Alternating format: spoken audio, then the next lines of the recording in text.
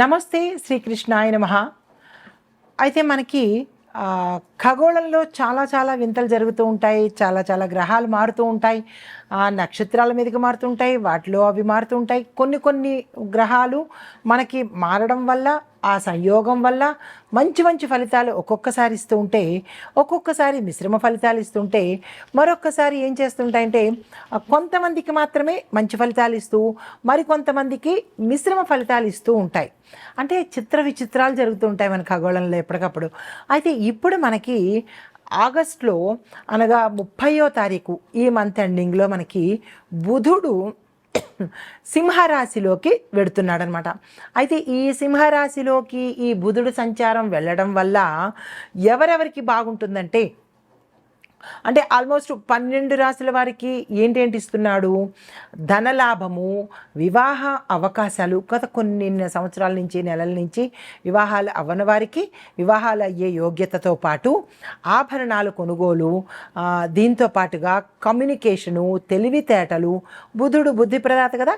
తెలివితేటలు, కమ్యూనికేషను, వ్యాపారంలో విశేషమైన లాభాలు రావడము. కొత్తగా వ్యాపారాలు ప్రారంభించాలనుకున్న వాళ్ళకి కూడా ఇది మంచి సమయం కాబట్టి ఇప్పుడు 29 వరకు, అంటే ఆగస్టు 29 వరకు వ్యాపారం చేయాలా వద్దా, అసలు వ్యాపారం నాకు సెట్ అవుతుందా లేదా, ఇలాగ మదన పడుతూ ఇబ్బంది పడుతున్న వాళ్ళకి ఈ బుధుడు వచ్చేసి ఏం చేస్తున్నాడు? వ్యాపారాలకు మంచి లాభాలను ఇస్తానండహో అంటూ మంచి అవకాశాన్ని తీసుకొచ్చిస్తున్నాడు అనమాట. దీన్ని మనం ఉపయోగించుకోవడంలోనే ఇబ్బంది అంతే తప్ప వాళ్ళు గ్రహాలు ఇచ్చేవన్నీ ఇస్తూనే ఉంటాయి. అయితే వ్యాపారం చేస్తున్న వాళ్ళకి విశేషమైన వృద్ధి లాభం రావడము, వ్యాపార అభివృద్ధి రావడము, లాభాలు రావడము, విస్తరణకు అవకాశాలు రావడము, ఇలాగా మంచి మార్పులు తీసుకొస్తున్నాడు. తర్వాత దీంతో పాటు కమ్యూనికేషన్, అంటే మీడియా రంగంలో ఉన్న వాళ్లకు, సినిమా రంగంలో ఉన్న వాళ్ళకి, చలనచిత్ర అంటే టీవీ రంగంలో ఉన్న వాళ్ళకి, ఇలాగా కమ్యూనికేషన్ రంగంలో ఉన్న వాళ్ళకి విశేషమైన అవకాశాలు, పారితోషికాలు, తర్వాత మంచి పేరు ప్రఖ్యాతలు ఇలాగా బుధుడు ఇవ్వబోతున్నాడనమాట. ఇలాగా మన బుధగ్రహము ఇవ్వబోతోంది. అయితే దీంతో పాటు సూర్యుడు కూడా సింహరాశిలోనే ఉండడం వల్ల బుధుడు, సూర్యుడు ఇంకా విశేషమైన అనుగ్రహం అండి ఇది. ఈ రెండు అత్యంత పవర్ఫుల్ గ్రహాలు కాబట్టి ఇంకా ఎక్కువగా, అంటే బంగారానికి మంచి సువాసన వస్తే ఎలా ఉంటుంది అలాగుంటుందన్నమాట. అయితే ఈ అనుగ్రహం వల్ల బుధుడు తెలివితేటలు, ధనలాభాలు ఇవన్నీ ఇస్తుంటే, ఈ సూర్యగ్రహము, రవిగ్రహం ఏమిస్తుంది? శక్తిని, పదవులను, రాజయోగాలను కూడా కలిగిస్తుంది. దీంతోపాటు ఆరోగ్యాన్ని కూడా ఇస్తున్నాడు. అయితే ఈ బుధుడు కంబస్ట్ అవ్వడం వల్ల బుధుడు శక్తి కొంత మేరకు, మరి ఎక్కువ శాతం కాకుండా కొంత మేరకు తగ్గే అవకాశం కనబడుతుంది. అది అందరికీ కాదు. గోచార రీత్యా తుల, ధనస్సు మరియు కుంభరాశుల వాళ్ళకి కొంచెం ఎక్కువగా ఫలితాలు ఇస్తున్నాడనమాట. అయితే మరి ఈ గోచార రీత్యా చూసినట్టయితే కనుక ఈ 12 రాశుల వాళ్ళకి బుధుడు యొక్క సింహ గోచార యోగం అన్నమాట. ఈ యోగంలో ఈ ఫలితాలు మేషరాశి వారి నుంచి 12 రాశుల వారికి ఎలా ఉంటోంది అనే అంశంలో మనము ఒక్కొక్క రాశి వారికి, ఒక్కొక్క రంగంలో ఉన్న వాళ్ళకి ఎలా ఉండబోతోంది అనేది సవివరంగా మీకు తెలియజేస్తాను. అయితే ఈ 2025 ఆగస్టు 30న బుధుడు సింహరాశిలోకి సంచారం చేస్తున్నాడు. ఈ సంచార ఫలితంగా మనకి మేషాది ద్వాదశ రాశుల వారికి మొత్తంగా అందరికీ ఎలాంటి ఫలితాలు ఇస్తున్నాడు? మిశ్రమ ఫలితాలా లేదంటే విశేషమైన ఫలితాలా అనేది కనుక చెప్పుకున్నట్టయితే, తుల, ధనస్సు, కుంభ ఈ 3 రాశుల వారికి విశేషమైన ఫలితాలు, ధనలాభము, కుటుంబ వృద్ధి, తర్వాత ఆభరణాలు కొనుక్కోవడము, భూమి, వస్తువు, వాహనాలు కొనుక్కోవడము, తర్వాత వ్యాపార వృద్ధి, కమ్యూనికేషన్లో మంచి డెవలప్మెంట్ రావడము, ఇలాగా వివాహం కాని వారికి వివాహాలు అవ్వడము, ఇలాగా వాళ్ళు ఏదైతే అన్ని రంగాల్లో ఉన్న వాళ్ళకి విశేషమైన ఫలితాలు ఇస్తున్నాడు.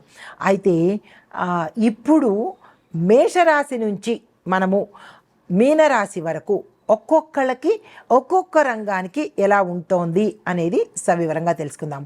తదుపరి రాశి మకర రాశి. ఈ రాశి వారికి విద్యార్థులకు సాధారణమైన ఫలితాలే పొందుతారు. క్రమశిక్షణతో చేసినట్టయితే, చదువుకున్నట్టయితే, గోల్స్ సెట్ చేసుకున్నట్టయితే మాత్రం సక్సెస్ సాధించే అవకాశం ఉంది. ఉద్యోగస్తులు చూసుకున్నట్టయితే మీ పనిలో స్థిరత్వం ఏర్పడుతుంది.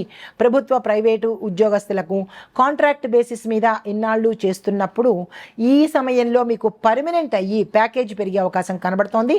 కొంత పురోగతి కూడా, మీరు డెవలప్మెంట్ కూడా చక్కగా చూసేందుకు అవకాశం, ఆ డెవలప్మెంట్ కూడా మీకు కనబడుతుంది.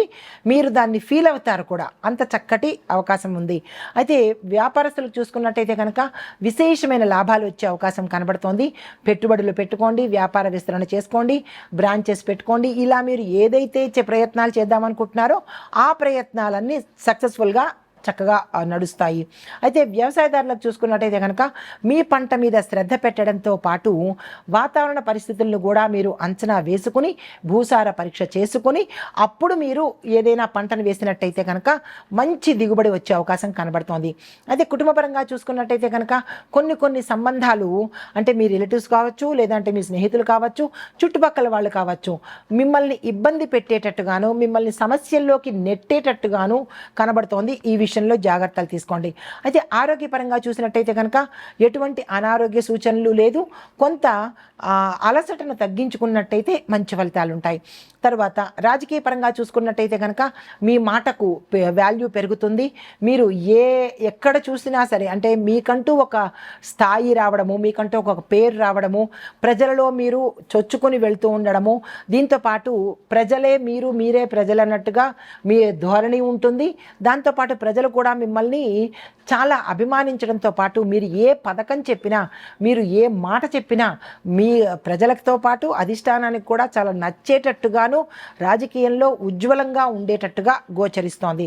అయితే మీకు చెప్పదగిన పరిహారము, శని భగవానుడికి శనివారం రోజు, మంగళవారం రోజు, ఈ 2 రోజుల పాటు మీరు నవగ్రహ ఆలయానికి వెళ్ళడం శనివారం రోజైతే, మంగళవారం రోజు హనుమంతుడి ఆలయానికి వెళ్ళి మీ యొక్క ఏదైనా కష్టం ఉంటే కనుక అది చెప్పుకొని స్వామివారికి మంగళవారం రోజు ఆంజనేయ స్వామి వారికి 5 అరటిపళ్ళు ఇచ్చి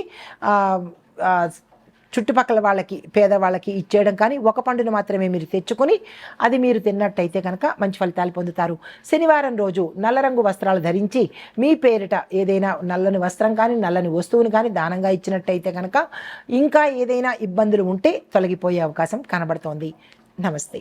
అయితే ఓవరాల్గా ఈ 12 రాసుల వాళ్ళకి నేను చెప్పేది ఏంటంటే, నెంబర్ 1, ప్రతి బుధవారం రోజు నీలిరంగు వస్త్రాలను ధరించి మీరు ఏదైనా పని చేసుకున్నట్టయితే సక్సెస్ అయ్యే అవకాశం ఉంది. అయితే బుధుడికి అష్టోత్తర నామాలు చదవడము, బుధుడికి సంబంధించినటువంటి ఏదైనా దాన ధర్మాలు కానీ, లేదా అంటే జపాలు కానీ, ఇలా మీ శక్తి అనుసారము చేసుకోవడంతో పాటు బ్రాహ్మణులకు నీలిరంగు వస్త్రాలను, ఆకుపచ్చ వస్త్రాలను, ఆహారము, పసుపు, ఇవి మీ శక్తి కొద్దీ దానంగా ఇచ్చుకున్నట్టయితే ఓవరాల్గా 12 రాశుల వాళ్ళకి ఇవే వర్తిస్తాయి.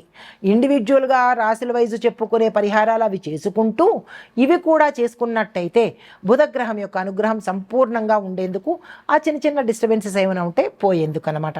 అయితే 4వది వ్యాపార, ఉద్యోగము, పెట్టుబడులు, ఇలాంటి నిర్ణయాలు ఏవైనా తీసుకునేటప్పుడు శుభ రోజులు చూసుకోండి. అంటే మంచి రోజులు ఏవైనా చూసుకొని మీ పెద్దల్ని అడగడం కానీ, లేదా జ్యోతిష పండితులను అడగడం కానీ, ఇలాంటివి ఏవైనా చూసుకొని కనుక చేసినట్టయితే, ముందుకెళ్ళినట్టయితే నెగిటివ్ లేకుండా సక్సెస్తో ముందుకెళ్ళే అవకాశాలు చాలా ఎక్కువ ఉంటాయి. ఈ విషయంలో ఈ అంశాలను పరిగణలోకి తీసుకుని అందరూ మంచిగా ఉండాలి, సక్సెస్ అవ్వాలి, అన్నీ సానుకూలమైన ఫలితాలే పొందాలి అని మనసారా కోరుకుంటూ నమస్తే.